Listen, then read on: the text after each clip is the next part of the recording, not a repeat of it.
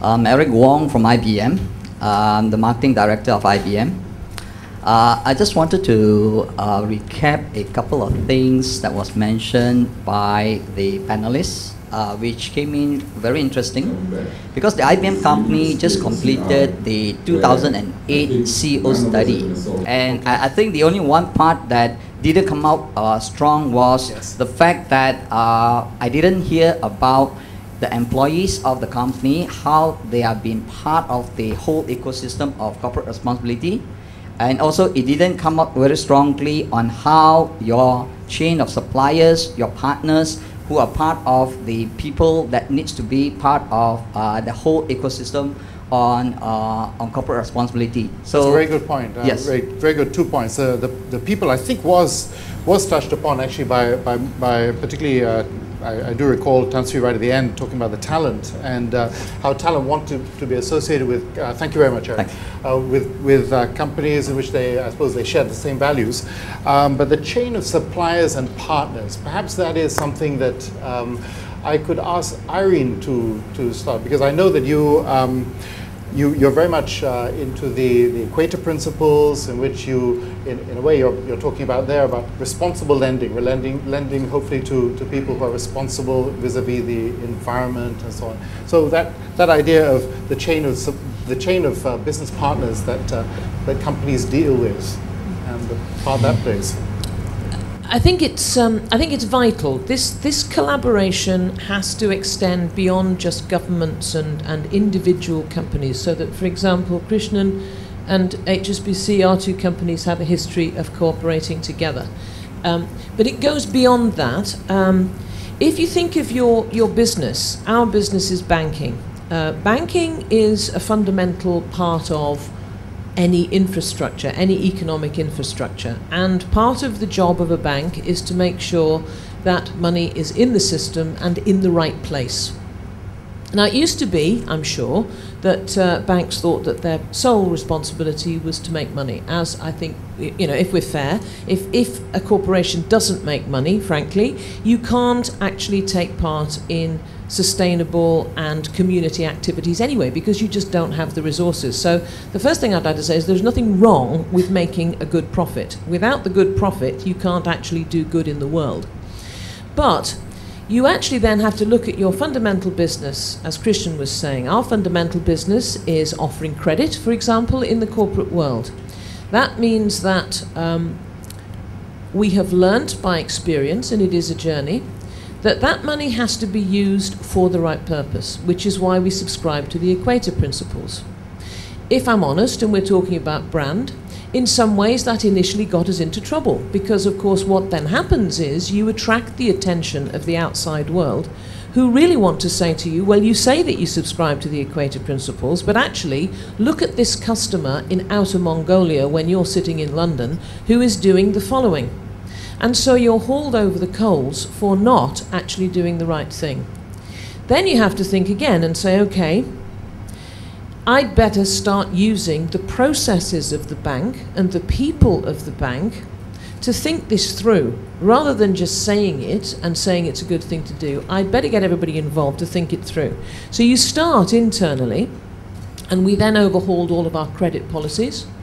And it's a continuing, iterative process. We overhauled the credit policies and discovered that wasn't quite enough. We needed to educate our relationship managers in how to apply them.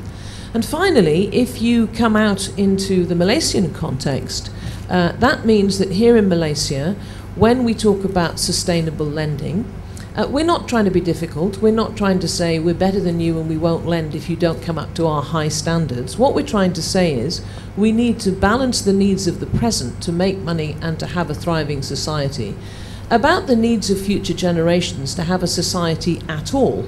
And therefore, we look to the RSPO, for example, because we want to know that in oil plantations where we are contributing finance, there is a sustainable business.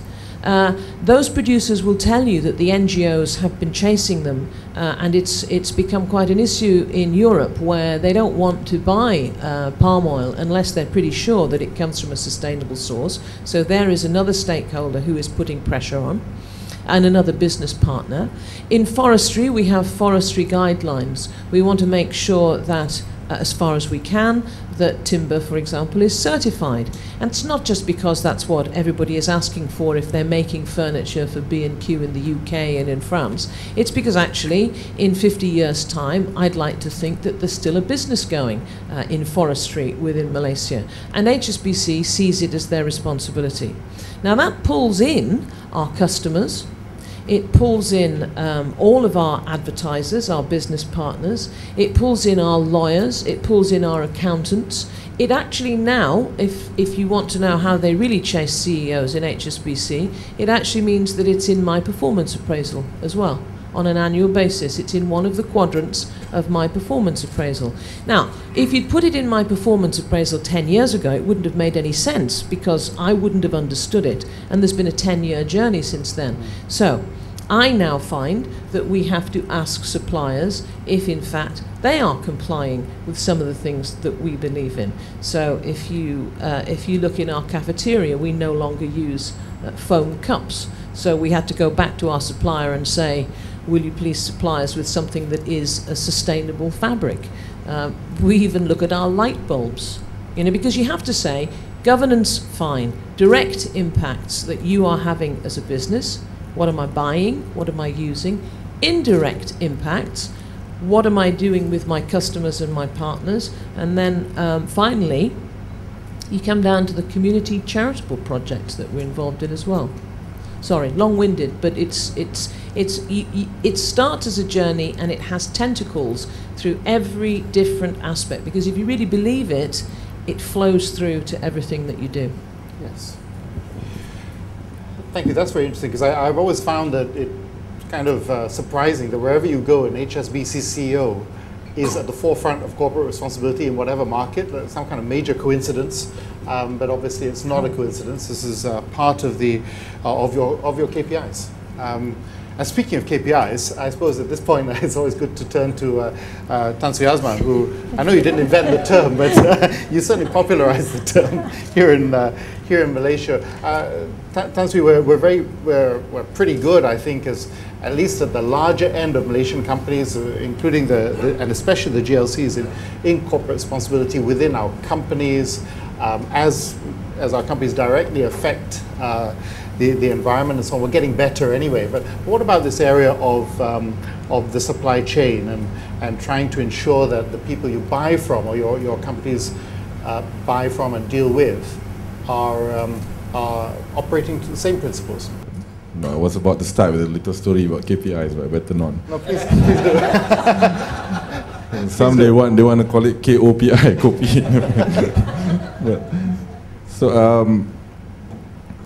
Yeah, I mean you referred to the various initiatives that we launched over the last 4 years.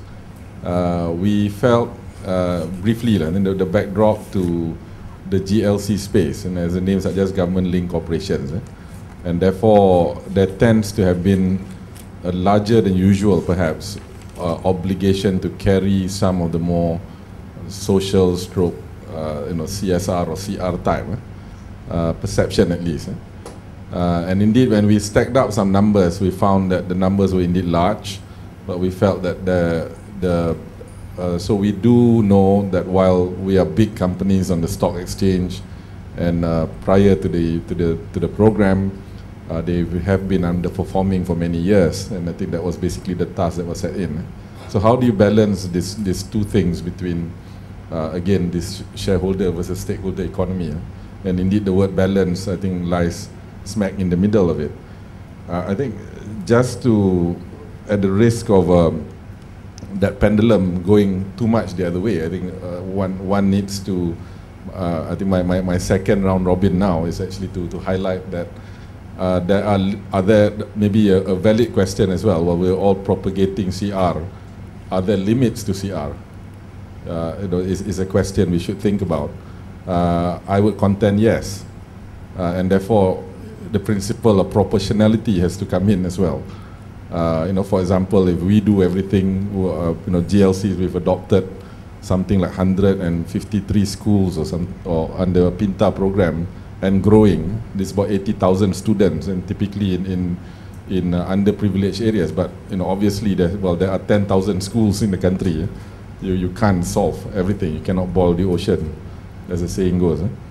So really, I just wanted to start to mention this principle. While there needs to be collaboration, no doubt, because the problems are so great, and each various estates of a society cannot solve it on its own. So therefore, there needs to be collaboration. There also needs to be proportionality.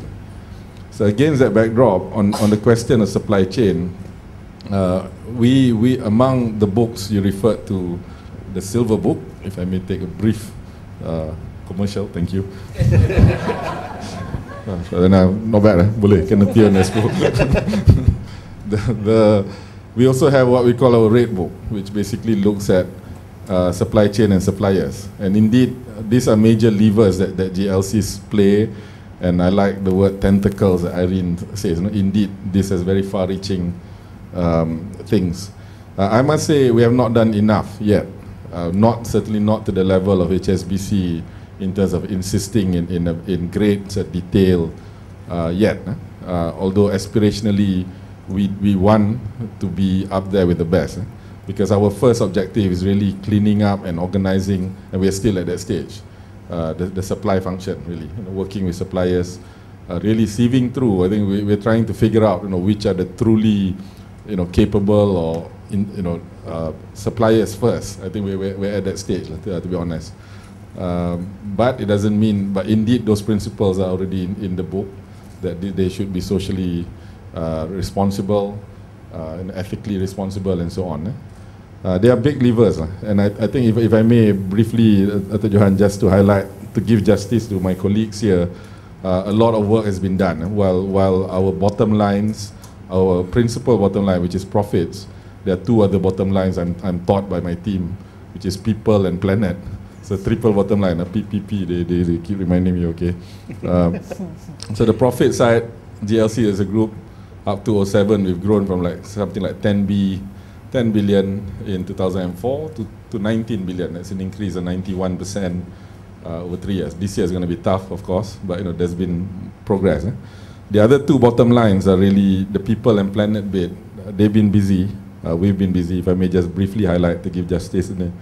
For societal work, for example, I talked about the schools, scholarships, and so on. 249 million. Pinta program, amount is small, 7.5 million, but very far-reaching. This is 80,000 students and growing. And if I may, I think we are quite proud. It gives a very good feeling that first year alone, 12.7%, 397 students achieved 5 A's in the 2007 UPSR examination compared to 9.4% before. That's a 3.3% increase, which is huge. And actually 12.7, and these are underprivileged kids. It's higher than the national average. So these guys have outperformed in 1 year.